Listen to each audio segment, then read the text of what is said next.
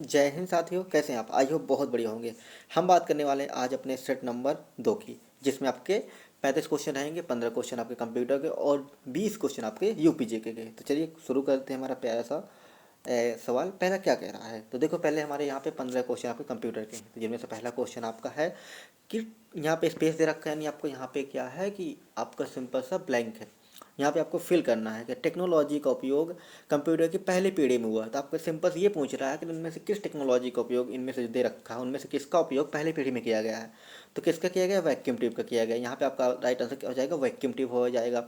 Micro processor का use किया गया है चौथी पीढ़ी में। आईसी चिप का उपयोग किया गया है तीसरी पीढ़ी में। ठीक है, ट्रांजिस्टर का उपयोग किया गया है दूसरी पीढ़ी में। तो आपको समझ में आ गया ना, पहली पीढ़ी में आपको किया गया है वैक्यूम ट्यूब का उपयोग। राइट आंसर हमारा क्या हो जाएगा? Vacuum tube. ठीक, इसका निर्माण 1906 के आसपास होता है, लेकिन कहीं कहीं आपको 4 मिलता है, लेकिन 1906 का एनसीईआरटी बेस पे 1906 में इसका निर्माण किया जाता है। ठीक है, आगे देखते हैं। आपका अगला सवाल है कंप्यूटर की भाषा में पीडीए का मतलब क्या होता है। तो कंप्यूटर की भाषा में कह रहा पीडीए, पीडीए का मतलब क्या होता है? तो particular design account. No, computer में पीडीए का मतलब पार्टिकुलर डिजाइन अकाउंट नहीं होता है, ऐसा शब्द उसके अंदर नहीं आता है। पर्सनल डोमेन अल्फ़ाबेट्स, ये भी आपका रॉन्ग हो जाएगा। Personal digital assistant, it's right answer. Then आपका क्या होगा कि पर्सनल, यानी आपका पर्सनल डिजिटल असिस्टेंट पीडीए का फुल फॉर्म होता है, ये आपको याद रखना है। ठीक है, अगला सवाल देखते हैं आपको यहाँ पे कि अगला सवाल हमारा कौन सा है कि यहाँ पे कह रहा है कि पहला सवाल है कि सीपीयू में लगा अल्टरनेटिव करंट डायरेक्ट करंट में बदलने की कार्य को निम्न में से कौन करता है। अब देखो कितना प्यारा सवाल है, और इस सवाल को आप सभी बहुत अच्छे से जानते होंगे कि काफ़ी जगह आपको नॉर्मल भी यूज करते हैं ना। तो यहाँ पे कह रहा है सीपीयू में लगा अल्टरनेटिव करंट को डायरेक्ट करंट में बदलने का कार्य इनमें से कौन करता है। तो यानी एसी करंट जो आता है, एसी को डीसी में कौन बदलता है, ये पूछ रहा है। तो यहाँ में आपका सीपीयू में कौन सा मॉडेम लगा होता है। मॉडेम आपको नेटवर्क कनेक्टिविटी का काम आता है, तो ये आपका रॉन्ग हो जाएगा। पावर पोर्ट आपका, तो पावर पोर्ट आपका किस लिए यूज होता है? केवल आपका इसमें पावर मतलब जहाँ पे कनेक्ट किया जाता है, एसी करंट को कनेक्ट किया जाता है, उसको पावर पोर्ट बोलते हैं। यूएसबी पोर्ट आपका माउस वगैरह, सीपी और पेन ड्राइव वगैरह, मॉनिटर वगैरह लगाने के लिए यूज करते हैं। तो यहाँ पे पावर सप्लाई, इसका राइट आंसर क्या हो जाएगा? Power supply. सीपीयू में लगा अल्टरनेटिव करंट को डायरेक्ट करंट में जो बदलने का काम करता है वो कौन करता है? वो पावर सप्लाई करता है, ये आपको याद रखना है। ठीक है, अगला सवाल देखते हैं आपका यहाँ पे कि वर्तमान समय में विंडोज का कौन सा नया वर्जन प्रचलन में है। मतलब प्रचलन में क्या है, ये बहुत पहले आ गया था, ये आपका 10 भी पहले आ गया था। वर्तमान में आप जानते हैं कि 11 आपका है, ये 2021 के आसपास आता है। कब आता है? 21 का आता है, आपको बताया भी था सितंबर के आसपास 21 में आया था, तो आपको देख लेना। तो 21 में आता है विंडोज का नया वर्जन। अब 13 वर्जन की बात है, मतलब ऐसे मतलब करंट में न्यूज की रिकॉर्डिंग है क्या विंडोज़ 11 भी आने वाला है। तो इसमें विंडो 11 के भी आपका करंट में विंडोज़ का वर्जन जो नया संस्करण प्रचलन में है। और इसमें एक खासियत है कि इसका जो स्टार्ट बटन होता है वो सेंटर में होता है, और अदर वाले में आपका यहाँ पे लेफ्ट राइट कॉर्नर में होता है, बट इसका स्टार्ट बटन सेंटर में होता है विंडोज़ 11 का। इसके पहले वाले जो हैं उनमें से लेफ्ट राइट कॉर्नर में बॉटम साइड होता है इसके स्टार्ट बटन। ठीक, अगला देखते हैं आपका निम्नलिखित में से कौन सा यूटिलिटी प्रोग्राम का उदाहरण है। इनमें से कहा जा रहा है कि यूटिलिटी प्रोग्राम का निम्न में से कौन सा उदाहरण है। देखो यहाँ पे दे रखे हैं सभी ऑप्शन के। डिस्क स्कैनर, मतलब आपका ये यूज किस लिए किया जाता है? आपका डिस्क के लिए यूज किया जाता है ना, तो ये भी आपको हो जाएगा। स्क्रीन सेवर आपका, ये भी यूटिलिटी सॉफ्टवेयर हो जाता है आपका, स्क्रीन सेव करने के लिए, फाइल कंप्रेशन मतलब फाइल को छोटा करने के लिए काम में आता है, ये भी आपका यूटिलिटी सॉफ्टवेयर। यूटिलिटी का मतलब होता है मैनेजमेंट सॉफ्टवेयर, वे सॉफ्टवेयर जो कंप्यूटर को प्रबंधन में सहायता करते हैं, कंप्यूटर सही से चलाने में, उनको मैनेज करने में हेल्प करते हैं, उनको कहते हैं यूटिलिटी सॉफ्टवेयर। तो ये सभी इसका राइट आंसर आपका हो जाएगा। ठीक है, अगला सवाल देखते हैं। पहला सवाल आपका क्या है कि ईमेल में उपयोग होने वाला ये एट द रेट से, एट द रेट बोलते हैं ना आप लोग, इस सिंबल आपको जैसे सबको होता है ये, तो इस सिंबल का उपयोग ईमेल में सबसे पहले किसने किया था? और इसी सिंबल की वजह से आपका रे टॉमलिंसन को फादर ऑफ ईमेल कहा जाता है, यानी जनक कहा जाता है। तो 1971 ईस्वी के आसपास ये इनका यूज करते हैं, रे टॉमलिंसन। ओके, अगला सवाल आपका यहाँ पे कंप्यूटर टेक्नोलॉजी के अंतर्गत एनआईसी का फुल फॉर्म क्या होता है। तो कंप्यूटर टेक्नोलॉजी के अंतर्गत आपसे पूछ रहा है एनआईसी, एनआईसी का मतलब क्या होता है। तो देखो ये आपका नेचुरल इंटरेस्ट कनेक्शन होता है आपका, या फिर आपका यहाँ पे ये भी तो आपका नहीं होगा, नेचुरल इंटीग्रेटेड कनेक्शन, यह भी नहीं होगा आपका। Network interface card. अब यहाँ पे आपका एनआईसी की बात कर रहा है, तो एनआईसी का मतलब होता है नेटवर्क इंटरफेस कार्ड। तो इसका राइट आंसर क्या हो जाएगा आपका, नेटवर्क इंटरफेस कार्ड इसका राइट आंसर हो जाएगा। ठीक, अगला सवाल देखते हैं आपका यहाँ पे कि कंप्यूटर उपयोग करने के लिए सबसे महत्वपूर्ण उपकरण क्या होना चाहिए। तो कंप्यूटर उपयोग करने के लिए निम्न में से सबसे महत्वपूर्ण उपकरण, यहाँ पे इंटरनेट की बात कर रहा है, कंप्यूटर की बात नहीं कर रहा है। यदि कंप्यूटर उपयोग करने के लिए कहे तो आपको सभी चीज़ें, मतलब उस ऑप्शन एक बार शायद क्वेश्चन हुआ था तो आपने चेक किया होगा। इंटरनेट उपयोग करने के लिए सबसे महत्वपूर्ण उपकरण क्या है, तो program, modem, internet service provider या ये सभी। तो देखो, प्रोग्राम होगा जिस पर आप इंटरनेट उपयोग करोगे, बात सही है। मॉडेम होगा जो इंटरनेट कनेक्ट करने के लिए यूज किया जाएगा। इंटरनेट सर्विस प्रोवाइडर जिसको हम आई शॉर्ट में क्या बोलते हैं, ISP बोलते हैं ना, क्या बोलते हैं आप इसको शॉर्ट में बोलते हैं ISP, राइट। तो उसको हम शॉर्ट में क्या बोलते हैं, ISP बोलते हैं, इंटरनेट सर्विस प्रोवाइडर। जैसे आपका जियो हो गया, एयरटेल हो गया, BI वोडाफोन हो गया, ये सभी क्या हैं आपके, और BSNL हो गया, ये सभी आपके क्या हैं, इंटरनेट सर्विस प्रोवाइडर हैं। तो ये सभी मतलब होने चाहिए। इसका राइट आंसर क्या हो जाएगा, ये सभी इंटरनेट उपयोग करने के लिए हमें ये सभी महत्वपूर्ण उपकरण होते हैं। ठीक है, अगले सवाल की ओर देखते हैं। अगला सवाल हमारा क्या कह रहा है यहाँ पे कि माइक्रोसॉफ्ट ऑफिस में ओपन फाइल को क्लोज करने के लिए शॉर्टकट का उपयोग किया जाता है। मतलब वह कौन सी फाइल है जिसका उपयोग हम माइक्रोसॉफ्ट में शॉर्टकट के रूप में करते हैं कि किसी फाइल को क्लोज कर सकें, ओपन फाइल को।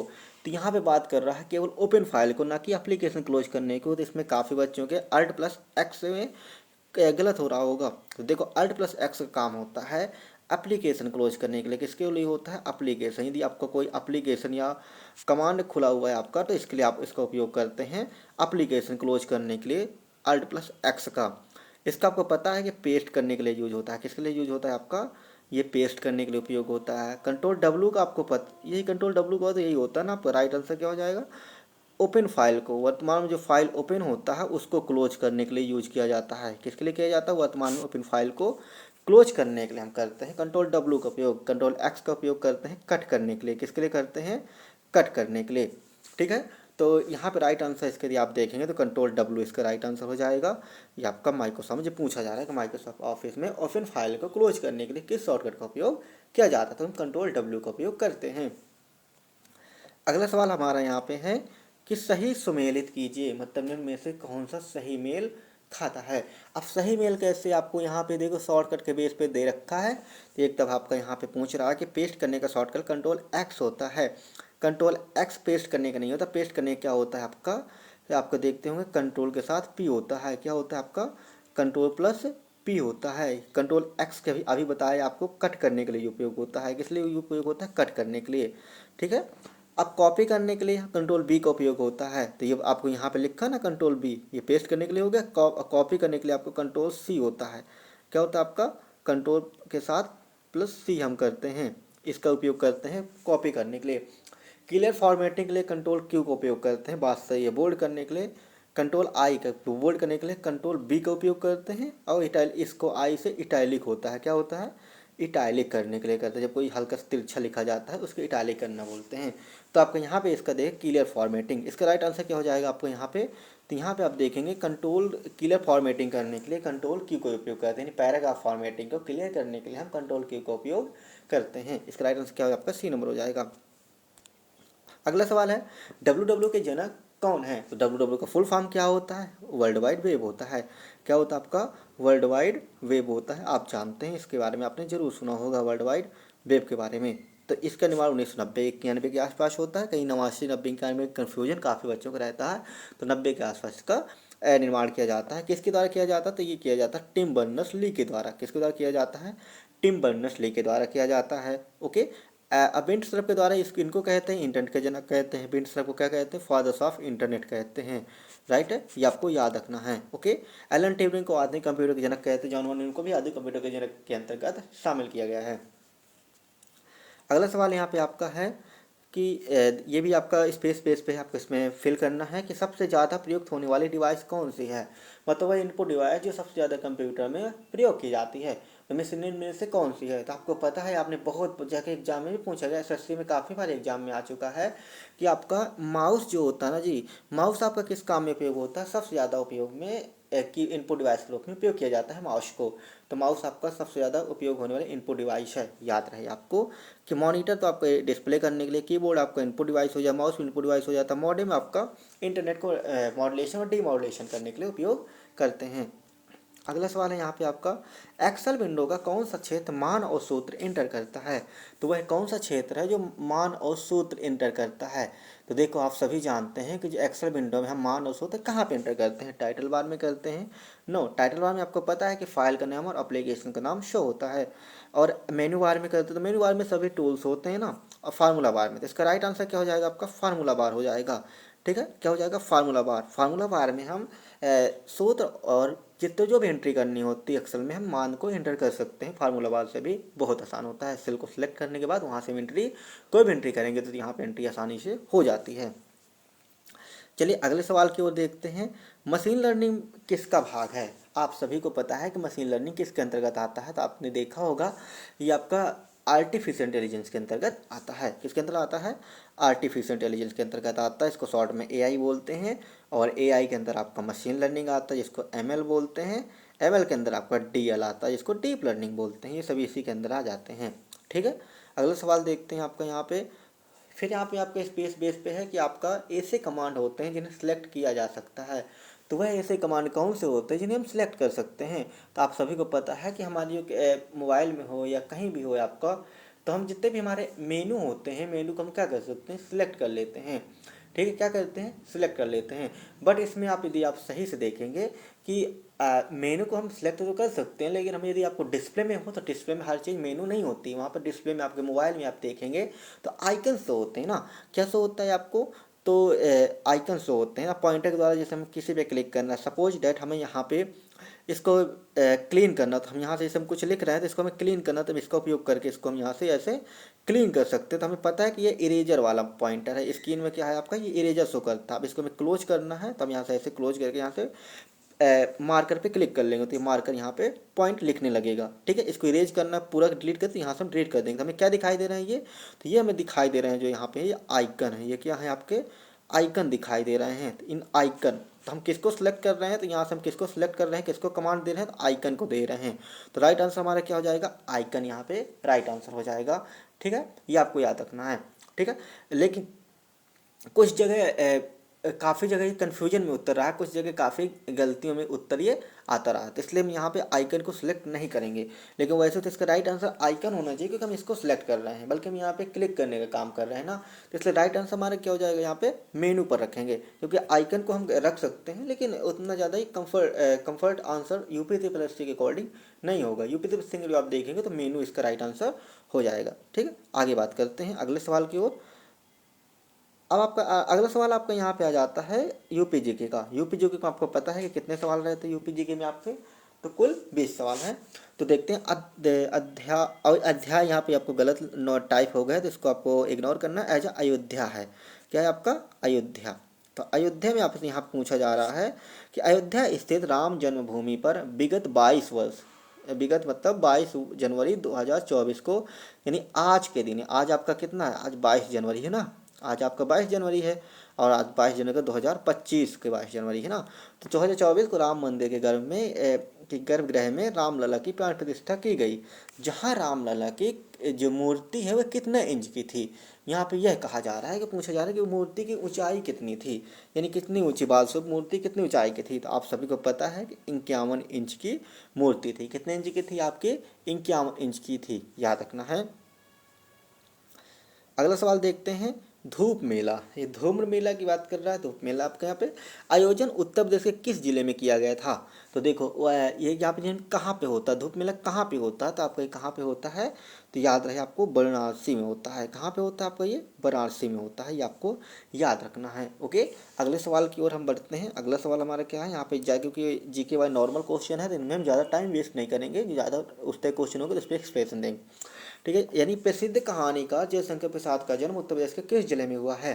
तो आपसे यहाँ से पूछ रहा है कि जो कहानीकार जयशंकर प्रसाद जी हैं उनका जन्म कहाँ पर हुआ है। तो ये कहानीकार जयशंकर प्रसाद जी का जन्म भी कहाँ पर होता है, ये वाराणसी में इनका भी जन्म होता है। ठीक है, ये बहुत अच्छे कंकाल वगैरह कहानी में बहुत अच्छी लिखी हैं। यहाँ पे फतेहपुर सीकरी में स्थित बुलंद दरवाजे का निर्माण किस विजय के उपलक्ष्य में बनवाया गया था। तो फतेहपुर सीकरी में जो बनवाया था अकबर ने बनवाया था। किसने बनवाया था? अकबर ने बनवाया था। और यहाँ पे बनवाया था उसने गुजरात विजय के उपलक्ष्य में। किस विजय के उपलक्ष्य में? गुजरात विजय के। इसका राइट आंसर क्या हो जाएगा? गुजरात विजय हो जाएगा। अगला सवाल है आपका, 1857 की क्रांति में मथुरा से किस व्यक्ति ने नेतृत्व किया था। 1857 की क्रांति में मथुरा से किस व्यक्ति ने नेतृत्व किया था। तो यहाँ पे जो 1857 में क्रांति आपके मेरठ के बैरकपुर से आपके शुरू हो जाती है। तो यहाँ से पूछा जा रहा है कि मथुरा में किसने किया था। तो आपको याद रखना, मथुरा में कौन करते हैं? तो देवी सिंह करते हैं। कौन करते हैं? देवी सिंह करते हैं। नाना साहब आपको पता है कानपुर से करते हैं। अगला सवाल देखते हैं आपके यहाँ पे, कपिल वस्तु के शाक्य गणराज्य वर्तमान उत्तर प्रदेश के किस स्थान से संबंधित थे। यानी कपिल वस्तु के जो शाक्य गणराज्य थे तो वर्तमान में उत्तर प्रदेश के किस स्थान से संबंधित थे। तो यह जो शाक्य गणराज्य आपको पता है कि सिद्धार्थ यानी गौतम बुद्ध के गणराज्य उससे संबंधित थे। तो ये सिद्धार्थनगर संबंधित थे। कहाँ से थे? सिद्धार्थनगर। यह क्वेश्चन काफ़ी अच्छा था क्योंकि इसमें गौतम नगर, कुशीनगर ये सभी दे रखे थे, तो इसमें कन्फ्यूजन वाला था। लेकिन इसका राइट आंसर क्या हो जाएगा? सिद्धार्थनगर इसका राइट आंसर हो जाएगा। अगला सवाल देखते हैं आपका, दशावतार मंदिर का संबंध उत्तर प्रदेश के वर्तमान किस जिले से है। यहाँ पे किस कर लेना आपको, किस जिले से आप पूछा जा रहा है कि यहाँ पे कि दशावतार मंदिर का संबंध उत्तर प्रदेश के वर्तमान किस जिले से है। तो आप देखते हैं यह दशावतार मंदिर कहाँ बनवाया गया था। तो ये गुप्त साम्राज्य के समय की बात है। ये आपका दक्षिण साइड बनवाया जाता है, यानी मतलब उत्तर प्रदेश के मध्य प्रदेश एरिया के आसपास बनवाया जाता है। यानी ललितपुर की बात कर रहा है। किसकी बात कर रहा है? ललितपुर की।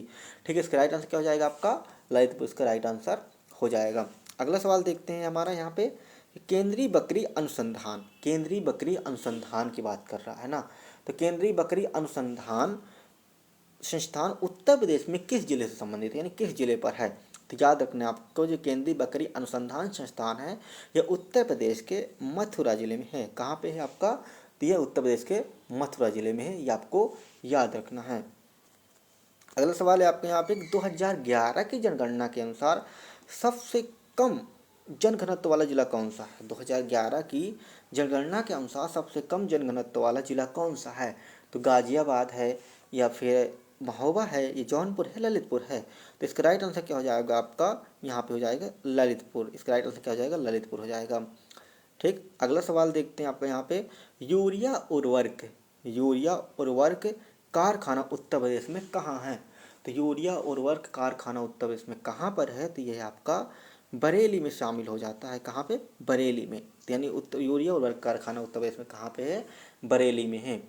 ठीक है, अगला सवाल देखते हैं आपको यहाँ पे, अगला सवाल है, इनमें से कौन सा कथन सही है। तो कौन सा कथन सही है, तो इस पर आप लोगों को विचार करना है कि इनमें से कौन सा कथन सही है। वेब सिटी गाजियाबाद से संबंधित है, बात सही है, ये गलत है। तो वेब सिटी गाजियाबाद से, ये तो आपका राइट आंसर है। वेब सिटी आपका गाजियाबाद से संबंधित है। तो इसमें से कौन सा कथन सही है, तो हमारा पहला ऑप्शन ही आपका सही हो जाता है। ठीक है, अगला सवाल देखते हैं आपके यहाँ पे, उत्तर प्रदेश में अच्छे यानी पक्षी बात कर रहा है ना। उत्तर प्रदेश में पक्षी वन्य जीव विहारों की संख्या कितनी है। तो उत्तर प्रदेश में पक्षी वन्य जीव विहारों की बात कर रहा है, तो कितनी संख्या है आपकी। तो इनकी संख्या लगभग 15 है। कितनी है? पक्षी वन्य जीव विहारों की बात करें तो इनकी 15 संख्या है। ठीक है, अगला सवाल देखते हैं आपको यहाँ पे, उत्तर प्रदेश राज्य पिछड़ा आयोग वर्ग आयोग का गठन किया गया था। यानी पिछला आयोग जो था उसका गठन कब किया गया था। 18 अगस्त को किया गया था, या फिर 9 मार्च को किया गया था। 9 मार्च 1993, 9 मार्च 1990, 15 जुलाई 1994 को किया गया था। तो इसका राइट आंसर आपका हो जाएगा 9 मार्च को। 9 मार्च को, इसमें दो है नहीं, 9 मार्च 1993 के आसपास। तो उत्तर प्रदेश राज्य पिछड़ा वर्ग आयोग का गठन कब किया गया था। तो 9 मार्च 1993 को किया जाता है।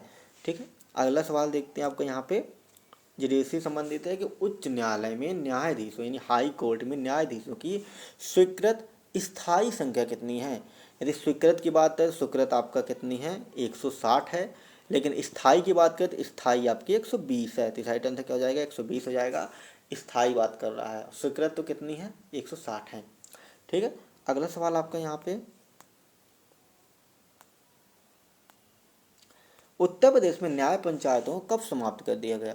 अब उत्तर प्रदेश में न्याय पंचायतों को कब समाप्त कर दिया गया, ये आपसे पूछा जा रहा है। तो न्याय पंचायतों को अभी हाल ही में समाप्त किया गया है।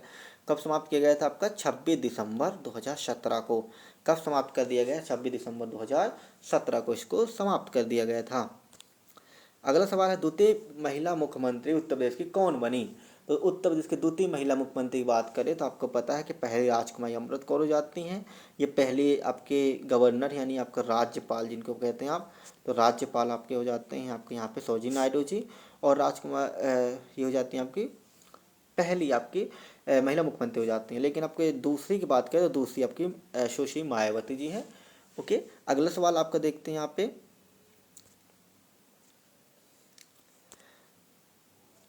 अगला सवाल, उत्तर प्रदेश का राजकीय चिन्ह है वृत्त में 2 मछली और एक तीर धनुष के बीच में बहती गंगा यमुना, यह चिन्ह कब स्वीकृत हुआ। अब ये बहुत अच्छा सवाल है, ये कब स्वीकृत हुआ है आपको, तो देखो याद रखना आपका 1938 के आसपास स्वीकृत होता है। कब होता है आपका, 1938 में यह उत्तर प्रदेश का चिन्ह आपका ऐसे आपका बना हुआ है। आपने देखा होगा, आपको याद भी होगा, थंबनेल में भी आप देख सकते हैं। तो ये आपका इस प्रकार स्वीकृत कब होता है, 1938 में होता है। अगला सवाल है, सोनभद्र जिले का मुख्यालय कहाँ है। तो सोनभद्र जिले का जो मुख्यालय है आपका वो कहाँ पर है, तो आपको याद रखना है। तो इस कुछ जिलों ऐसे थे यहाँ पे, कुछ ऐसे क्वेश्चन आपको मिलेंगे जिनके जिले अलग जगह हैं। तो याद है, सोनभद्र जिले का मुख्यालय की बात करते हैं तो ये आपका राबर्ट्सगंज हो जाता है। कहाँ हो जाता है, राबर्ट्सगंज हो जाता है। ठीक है, अगला सवाल देखते हैं आपका यहाँ पे, उत्तर प्रदेश का वह जिला जो बिहार से सीमा नहीं साझा करता है। उत्तर प्रदेश का मतलब इनमें से कौन सा ऐसा जिला है जो बिहार सीमा नहीं साझा करता है। तो देखो, ऐसा वही जिला आपका जो बिहार सीमा साझा नहीं करता, तो आपको पता होना चाहिए कि बिहार से जो सीमा साझा करने वाले हैं आपका यहाँ पे सोनभद्र, बलिया, श्रावस्ती, चंदौली। तो यहाँ पे आपका जो बलिया है, तो बलिया आपका किसे साझा करता है, बिहार साझा करता है, राइट। सोनभद्र भी आपका बिहार साझा करता है, लेकिन आपका जो श्रावस्ती है, श्रावस्ती बिहार से नहीं बल्कि नेपाल से सीमा साझा करता है।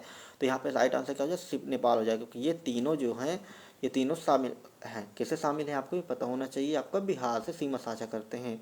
और इसी को चंदौली को धान का चा कटोरा कहा जाता है ना उड़ीपे में, चावल कटोरा ऐसे कुछ कहते हैं, आप देखे होंगे, इसके अभी क्वेश्चन में पूछा गया था हाल ही में। तो ये आपके राइट आंसर कि आपका हो जाएगा इसका श्रावस्ती। तो ये आपके कुल सवाल थे, आपके यहाँ पे 35 क्वेश्चन थे, जिसमें से आपका यूपी जीके और कंप्यूटर सम्मिलित थे। आपको लिए कैसे लगा आपको बताना। मिलते हैं फिर नेक्स्ट में, धन्यवाद।